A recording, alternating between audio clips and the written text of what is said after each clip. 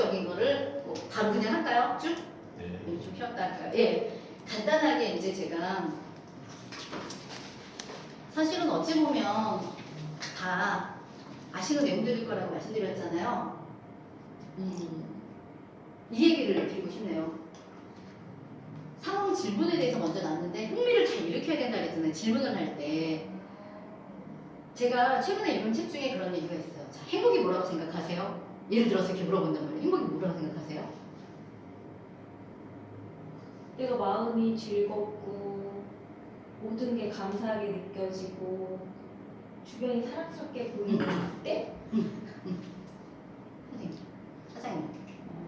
뭐 돈이나 뭐 그렇게 물질적인 그런 게 없어도 마음이 평안하면서 스트레스 받지 않고 내 마음이 편안한 상태예요. 네, 그죠. 나영수 사장님. 내 몸이 좋은 자는 지금 이 순간에 의식이 머무는 거. 지금 여기. 예. 네. 사장님. 어느 정도 때 행복. 행복 응. 해피니스 해피니스. 네. 어떤 거라는 생각? 행복해? 그러면 어떤 게 떠오르세요? 행복. 어려운 질문을. 어려우시죠? 네, 되게 어렵죠? 행복이 뭔지 모르겠어요. 질문이 이런 거 네. 어려워요. 자, 보세요. 네. 행복이 뭐예요? 뭐 이렇게 물어보면 어려운 것처럼 평상시 보기만 해도 가슴 뛰고 내가 닮고 싶은 사람이 있었나요? 이렇게 하나씩 꿈을 찾아가게 도와주는 거. 행복도 마찬가지로 어떨 때 기분이 되게 좋으세요? 맛있는 거 먹을 때, 가족들과 함께 여행을 갈 때 이러면서 이렇게 행복감을 하나씩 찾아가야 되는데 자 이렇게 보세요. 지금 행복을 물어봤는데 조금 표현도 다르면서 느끼는 게 다르잖아요. 자, 행복의 기준은 객관적이지 않잖아요. 근데 어떤 대표님이 있으셨어요. 그 대표님은 정말 뭐 유연 부부제를 하면서 우리 직원의 행복을 위해서 나는 일을 해. 정말 멋있는 분이셨죠. 그런데 그 직원들은 행복할까요? 아니요. 본인은 행복하다고 맨날 무슨 뭐 컨텐츠 개발해가지고 오늘 이벤트, 오늘 뭐 쏘겠다. 우리 직원 누구 중에 뭐 맨날 행복 이러면서 하는데 직원들한테 물어봤대요.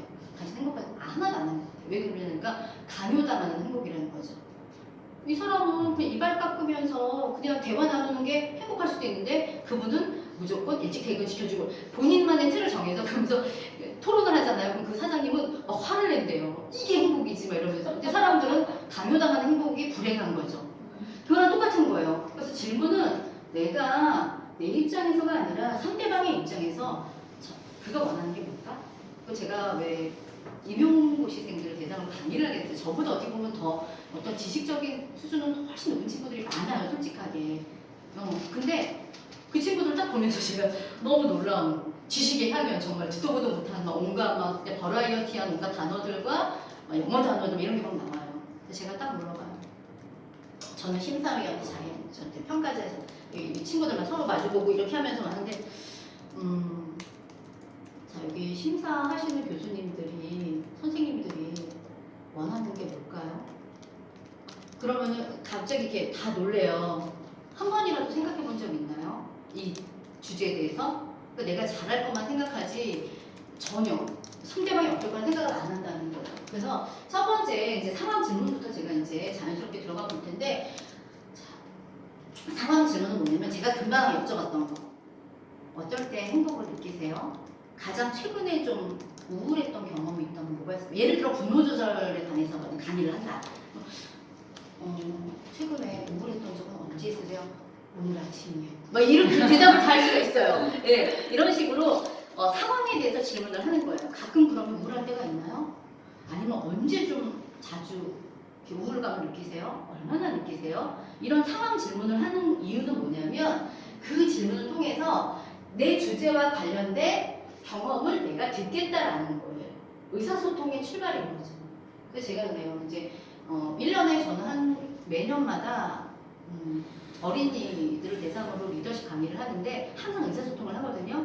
주제만 좀 달리 약간 액션 러닝식으로 하는데 자 어떨 때 어떤 말이 가장 듣고 싶어? 어떤 말이 가장 싫어라고 제가 이제 딱 했어요.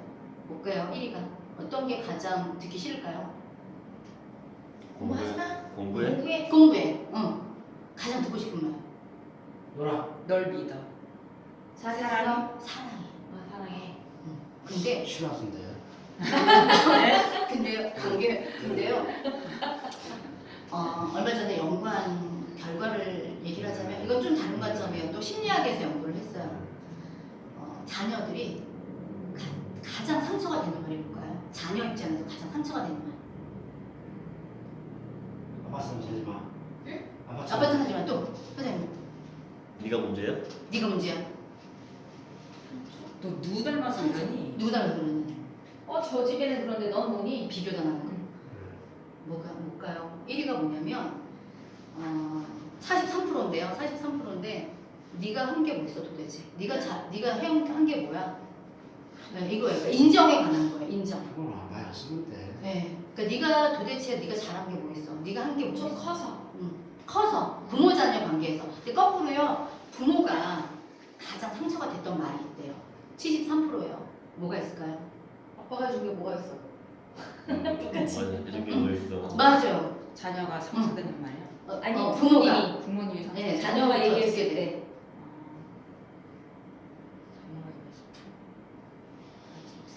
때. 답이 나왔어요. 약간 제가 듣고 가면 안 된대. 저한테 해준 게 뭐 있어요? 이게 73%예요. 네. 이거 연구 결과로 나온 거거든요. 그러다 보니까 결론은 뭐냐면 우리는 다 인정의 욕구가 있는 사람이라는 거죠. 나를 무시하거나 나를 알아주지 않으면. 근데 무시하거나 알아주지 않는 거의 반대가 뭐예요? 존중받는 거. 인격적으로 알아주는 거잖아요. 그게 되려면 뭐가 돼야 돼요? 소통이 돼야 되는 거죠. 소통이 되려면 뭐가 돼야 될까요? 소통이 되려면 경청, 공감. 그 사람의 입장이 돼서 내가 들어가 보는 거. 그래서 이런 질문이 중요하다는 얘기를 다시 한번 드리는 게 그냥 휙 던지듯이 꿈이 뭐였어? 오늘 어떻게 오셨어요? 이게 아니라 오늘 아침에 준비하고 오실 때 혹시 어떤 마음으로 오셨어요? 어떤 마음이 들던가요? 이렇게 하는 거랑 네 다르잖아요. 이런 것들이에요. 그래서 그 상황을 통해서 그 상황 질문을 통해서 내가 지금 말하려고 하는 주제랑 연관시키는 질문이 뭐가 있나 좀 더 깊게 생각을 하는 거죠. 그래서 그걸 통해서 우리는 이 상황 질문을 통해서 정보를 얻어낼 수가 있다는 거예요. 그래서 아까도 제가 잠깐 행복 뭐 이렇게 여쭤봤잖아요. 그럼 뭐가 돼요? 기억 속에서 어떤 경험이 떠오르기도 하고 내가 어떻게 행복했더라? 그러면서 이제 스토리를 이렇게 듣게 되잖아요. 결국 뭐냐면 이 질문 하나로 여러 사람들한테 파바바바박 연결고리를 만들어준다는 거예요. 시너지를. 이거는 인원이 많고 적고에 상관이 없는 거죠.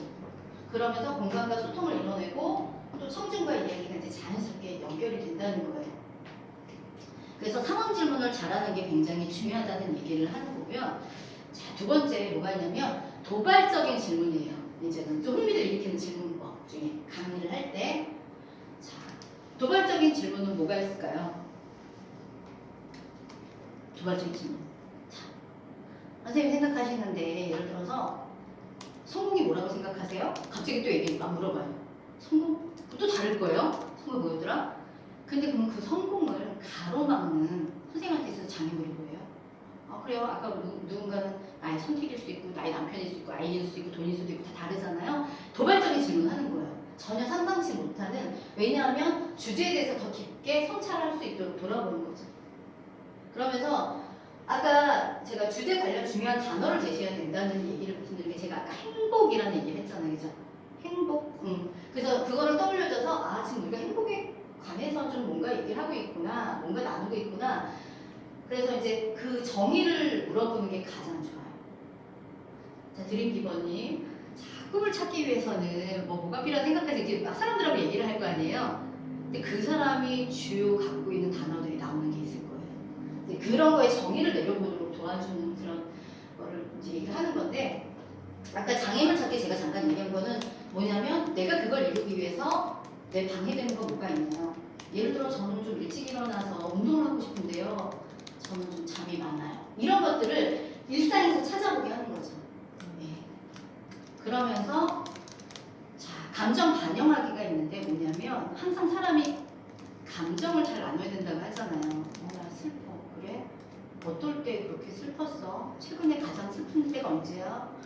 엊그제. 엊그제? 어떤 부분 때문에? 누가 슬프게 했어? 아니 뭐 애들 밥을 차려놨는데 애들이 뭐 다 먹었다고 대대로 남편들 예를 들어서 막 이렇게 얘기를 해요. 그러면은 어떤 부분 때문에 이러저러해서 기뻤구나 슬펐구나를 감정을 많이 건드려주는 거. 네. 그거를 얘기하는 거고요. 자, 이번에는 수사 질문이에요. 수사 질문은 뭐 같아요? 수사하면 뭐가 생각나시나요? 수사. 수사관. 네, 뭐, 수사반장.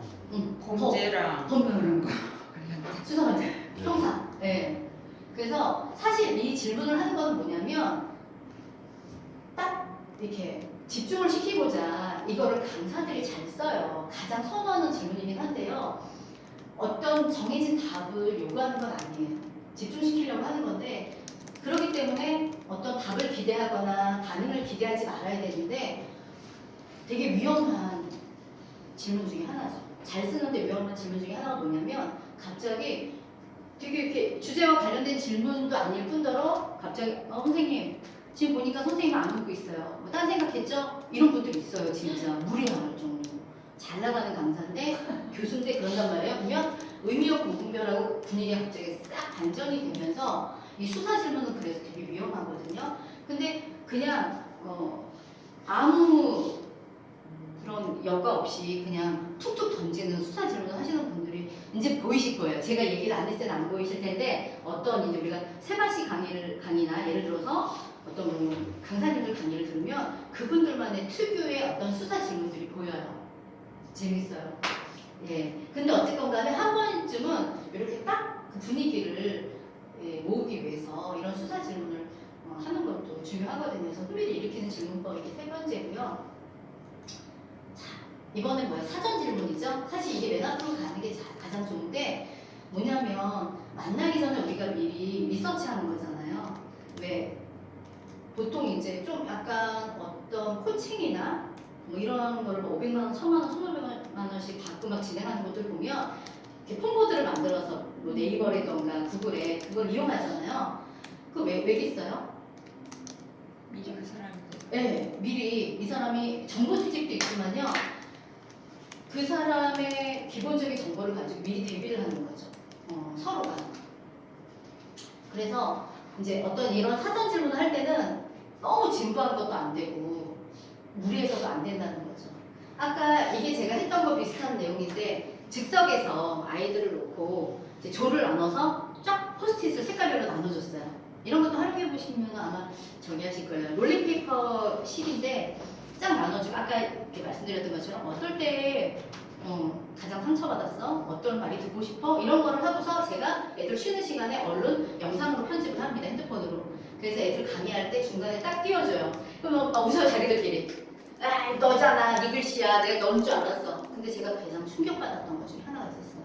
저랑 친한 나름 되게 이렇게 교육도 잘 시키고 되게 잘 산다라고 막 사람들이 인정을 받는 분이셨는데 그분이 너 나가, 짐 나가라는 걸 한 거예요. 그래서 진짜로 실제로 아이한테 캐리어에 짐을 담아서 밤늦게까지 안 들여보내주는 거예요. 그러니까 아이가 네, 자녀한테.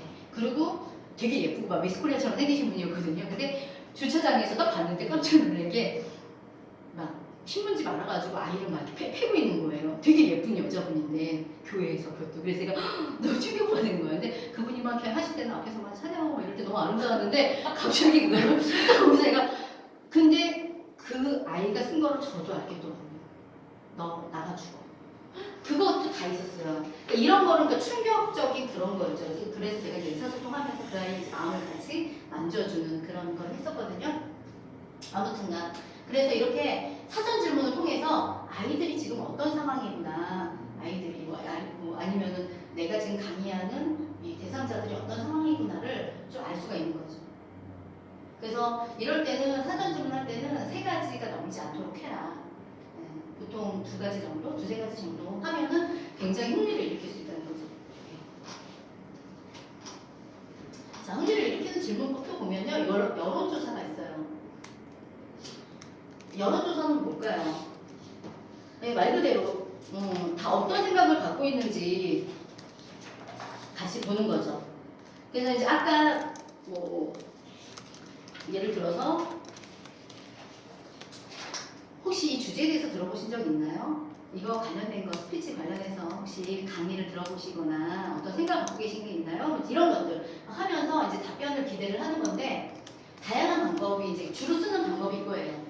자, 손 들어보세요. 지금 지금 내가 이 부분에 대해서 우리 어떻게 생각하는지 한번 의견을 나눠볼게요. 끝나고 밥 먹읍시다. 아니면 바로 그냥 밥 먹고 다시 합시다. 이런 거. 예를 들어서 거수법이 있고요. 그다음에 엄지손가락. 자, 제 의견 아까 얘기하셨잖아요. 플래닛 월드. 플래닛 어느 게 좋아요? 자, 우리 거수할까요? 뭐 그러면 이제 손 올리고 이렇게 하는 것도 하셨고 조금 색다르게 이제는 뭐 그래서 자 좋으시면 엄지. 네. 별로다 그러면 내리세요. 갑자기 저격당한 느낌 막 이런데 난 아직 모르겠어요. 하나 이렇게 틈을 만들어줘요. 모르겠다고 이렇게 하세요. 그러면서 사람들이 다 어떨까요? 우리나라 사람들 특성상 다 이래요. 다 이래요. 그러니까 다 맡기겠다. 옆에 사람한테 맡기겠다 이거죠. 그럼 제가 할게요. 자 플래닛 원으로 할게요. 그냥 뭐 이렇게 할 수도 있고 그러니까 예, 그런 분위기를 한 번씩 이끌어줄 수 있는 거죠. 그 다음에 응답 카드를 쓰는 방법이 있어요. 색깔 뭐 흰색하고 뭐 검은색, 뭐 빨강하고 파란색. 그래서 내가 좋으면 예스면은 파란색, 뭐 노면은 빨간색 이런 식으로 강의하실 때마다 좀 바꿔서 이렇게 액티브하게 쓰실 수가 있는 거고. 그 다음에 팀 나누기. 우리 이거 잘하는 거 있잖아요. 자 갑자기면 다 일어나세요 해가지고 자 지금부터 밥 먹는 거 다시 한번 여론조사 할게요 이러면서 자 지금 당장 먹고 싶다 이쪽에 줄 서세요. 이따가 먹고 싶다 이쪽에 줄 서세요 해가지고 이제 막 이런 게임식으로도 할 수가 있는 거죠. 이런 것들이 이제 흥미를 일으키는 질문법 중에 하나가 되는 거죠. 자 이번에는 이제 교감하는 거에 대해서 말씀드릴게요.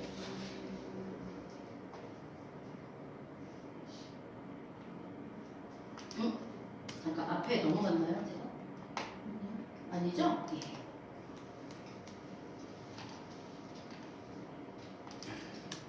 자 청중이 잘 대답할 수 있도록 돕는 4가지 방법에 대해서 이제 말씀을 드릴게요. 그냥 간단하게만 제가 아까 이미지로 표현한 이유는 기억하시라고 그냥 이렇게 한 거예요.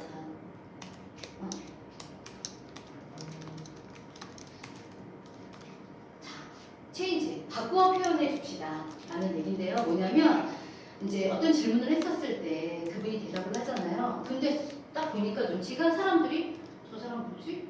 왜 딴 얘기하지? 이런 느낌일 때 얼른 그분이 무슨 말을 하는지는 나는 알 수가 있잖아요. 얼른 바꿔서 대답을 해주는 거죠. 그분 대신에 아 이렇단 말씀이신 거죠? 그러니까 재정이라고도 하고 그렇게 이제 대답을 바꿔주거나 다시 한번 정리를 해서 표현을 해주는 거죠. 그럼 아 맞아요. 그럼 다른 사람들도 아 그렇구나 이렇게 이제 분위기를 바꿔주는 거죠.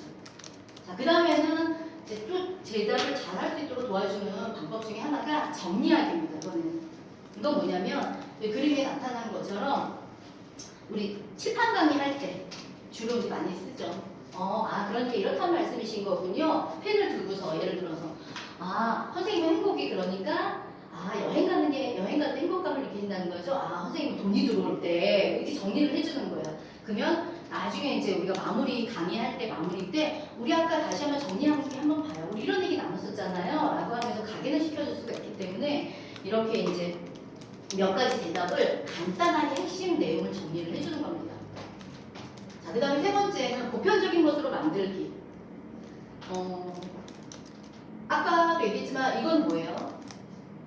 다 공통점을 찾아서 뭔가를 얘기를 나누잖아요. 그러니까 나만 다르다고 뭔가 느꼈을 때 그렇지 않아요. 딴 사람들도 사실 있는데 표현을 안 할 뿐이에요 라고 느껴질 수 있게 선생님들도 그런 거죠. 행복에 대해서 선생님은 그거라고 했는데 선생님들도 솔직히 마음에 맛있는 거 먹으면 진짜 행복감 느끼죠. 이렇게 그게 하나 되게 자꾸 모아주는 거죠.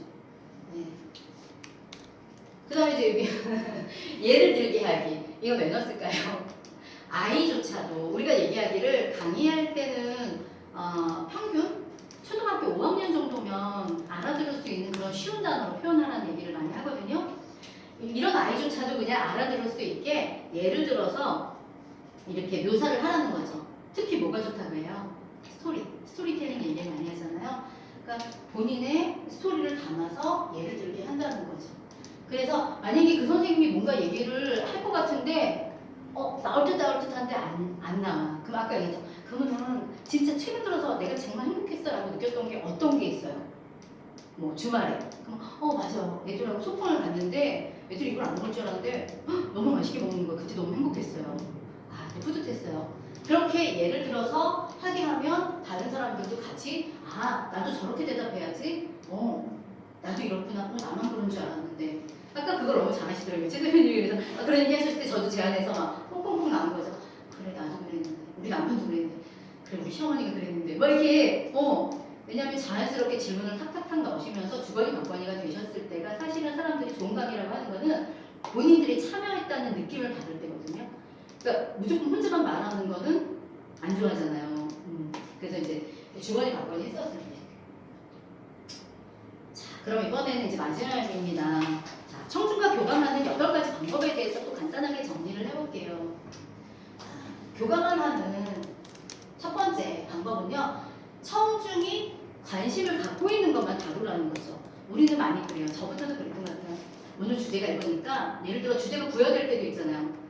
선생님 이번에는 인권에 대해서 청소년 인권에 대해서 강의해 주세요. 제가 이제 실수했던 거 중에 하나가 인권하니까 뭔가 어려운 책들을 막 해갖고 제 딴에는 막 만들었는데 너무 어른스러웠던 거죠. 애들이 막 힘들었던 거죠. 근데 이 선생님 강의 되게 재밌게 잘한다고 해서 불렀는데 제가 너무 딱딱하게 인권이다 이러면서 한 거예요. 근데 애들은 야 너 왜 그러고 있어? 애들은 이걸 탁탁 와닿는 그런 거를 좋아하는데 제가 너무나 인권은 이렇습니다 막 이러니까 갑자기 그랬던 거죠. 그러니까 그 아이들의 관심을 끌 수 있는 그 청중의 관심을 끌 수 있는 그런 거를 이제 생각을 해야 되는데 중요한 것이 항상 다를 수 있다고 느껴야 된다는 거죠.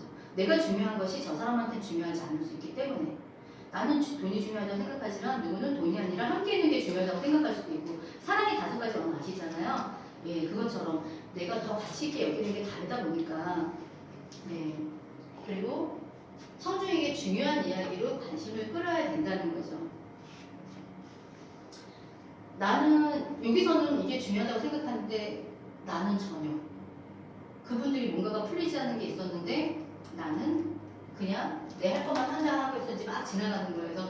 그래서 이걸 보면서 제가 그 얘기를 드릴게요. 여기서 갑자기 생각나는데 아마 사장님들께도 동의 되실지 모르겠는데 제가 첫 강의를 딱 그 의사소통을 제안 받았을 때가 나름 높으신 분들 있고 이제 이런 데서 이제 특히 뭐 장로님, 권사님, 목사님 이런 분들이면 이제 막 꽉 차가지고 제가 갑자기 의사소통 딱 하는데 갑자기 이게 다 꺼진 거예요. 정적이 흐르면서 5분 이상, 10분 가까이. 그 탑이 처음에 삐질삐질 난 거죠. 되게 큰 강의였는데 어떡하지 해서 저도 이러다가 그냥 이제 문득 떠오르는 거 이제 그래서 제가 항상 이제는 이걸 준비를 합니다.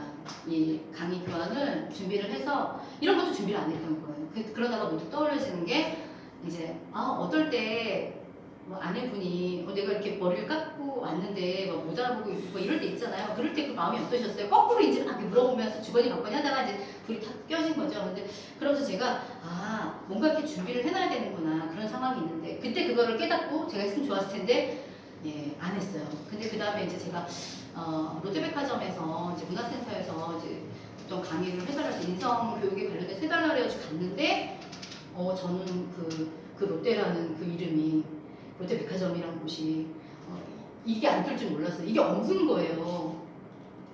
너무 놀란 거예요. 저는 PPT 열심히 막 몇 날 며칠 준비해 갔는데 없었던 거예요.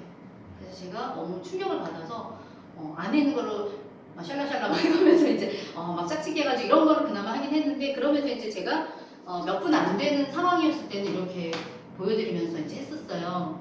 그러다 보니까 항상 대비를 해놔야 된다. 네. 그러면서 이제 저한테는 되게 되게 신박한데 이랬던 거여서 제가 이제 어디 가서 막 얘기를 했어요. 그분들도 이제 신부님들 아이디어 막 이렇게 얘기하고 그래서 저는 좋아할 줄 알았는데 그분들은 아니 그래서 뭐 결론이 뭐야? 돈이 돼 안 돼? 그러니까 이미 그들은 그 문화가 달랐고 그 색깔이 달랐던 거죠. 근데 저는 이제 제가 좋아서 이랬던 거죠. 그래서 항상 상대방이 원하는 게 뭔가 그분들이 원하는 게 뭔가를 생각해야 된다. 근데 두 번째, 청중과 교감하는 방법 두 번째는요. 아까도 나왔었던 거죠. 스토리를 잘 활용하는 것. 이 스토리는 어쨌건 간에 내가 전달하고자 하는 내용이 더 가깝게 느껴지게 만들고 연관성이 있게 만들어주는 거잖아요. 그래서 그런 얘기가 있죠. 최고로 말을 잘하는 연설가, 최고로 말을 잘하는 스피커들은 최고의 스토리텔링 능력을 갖춘 사람이다. 그래서 좀 놀란 게 다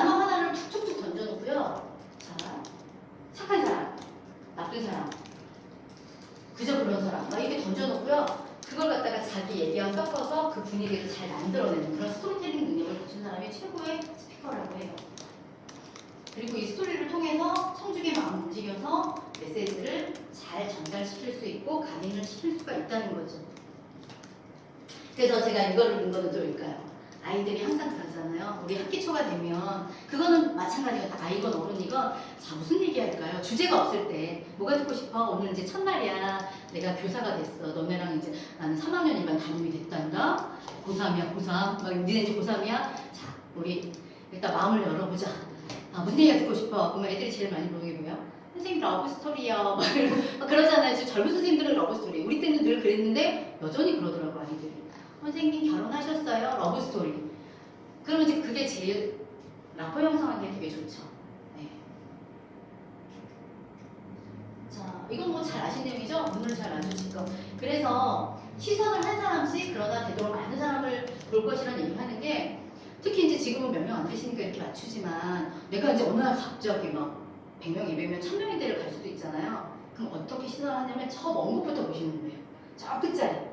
100명의 끝자리, 1000명의 끝자리부터 이렇게 지그재그 아니면 이렇게 지그재그 골고루 내가 보고 있다는 걸 느끼게.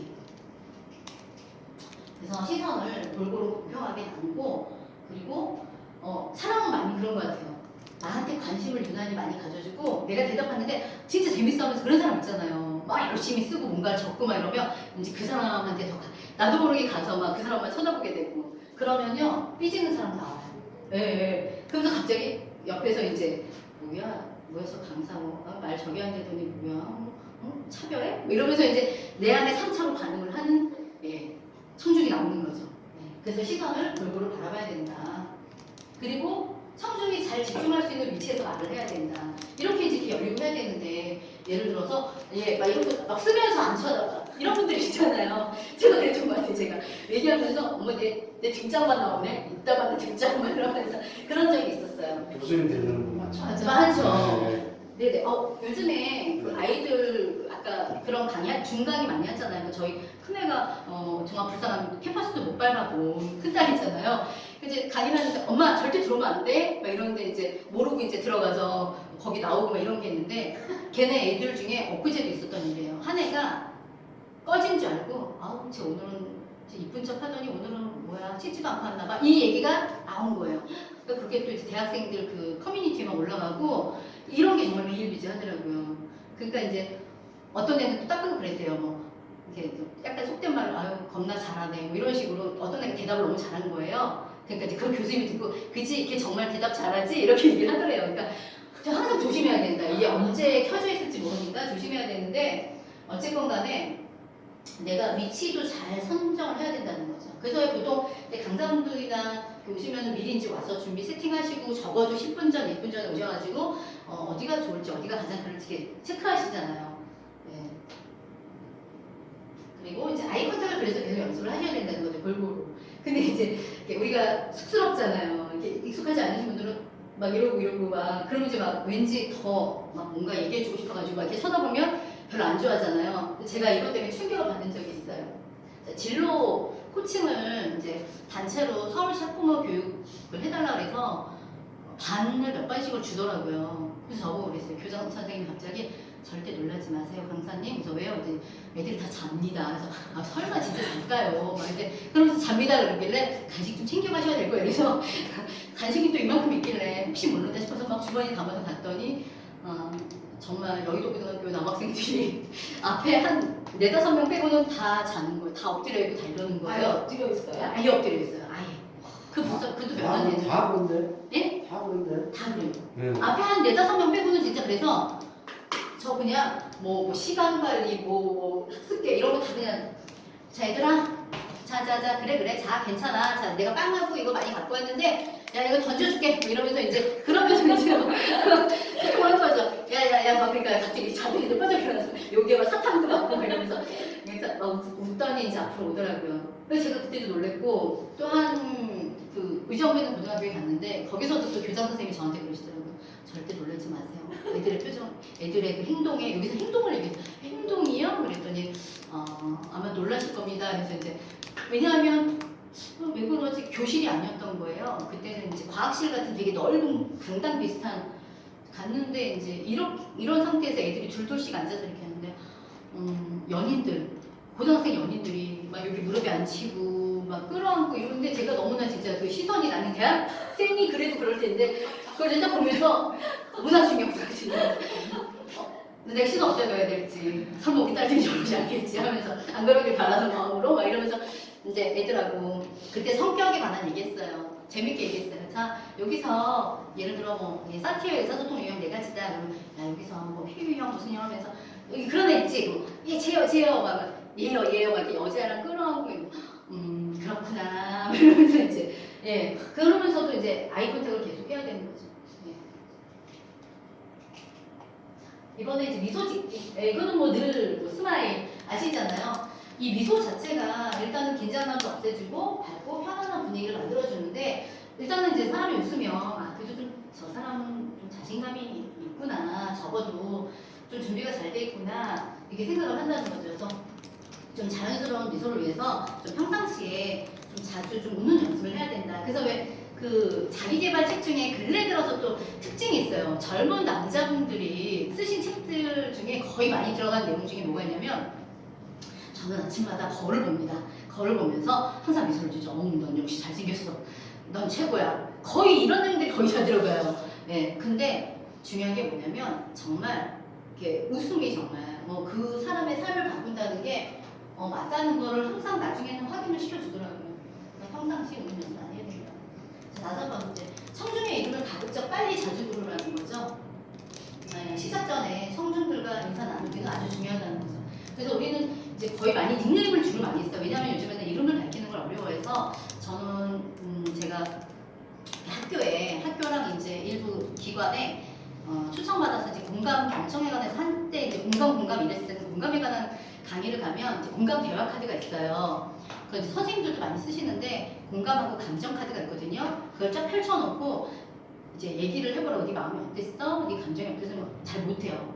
여자분들은 그나마 조금 표현하는데 남자분들은 기쁘다, 슬프다, 화났다, 한 10가지 안에서 끝났는데 50가지가 넘는 카드가 있거든요. 그걸 이제 비슷한 듯 하지만 다른 걸 알려주면서 이제 그런 거를 이렇게 나눠요. 그럴 때 사람들이 자기 이름을 사실 안 좋아하는 사람들도 많잖아요. 옛날에는 막 지었잖아요. 막둥이, 갑순이 이렇게 막 지었으니까 자, 뭐가 되고 싶으셨어요? 어렸을 때 무슨 주로 쓰는 닉네임 있어요? 라고 물어보면 저도 예를 들면 꿈과 동행, 소통지기, 행복소통지기 이런 식으로 이제 나연구소님, 드림기버님 아까 뭐라고 하셨죠? 그로마이드. 그로마인드. 예, 스쿨몬스터 이런 식으로. 네, 스쿨몬스터. 캡틴 노프. 캡틴 노프. 요크님. 막 이러면서 이제 이러면서 사람들이 웃잖아요. 그러니까 이름 부르는 게 싫은 사람은요 벌써 거기에 참여하기 싫어해요. 됐어요. 나중에 할게요. 이래요. 근데 갑자기 이제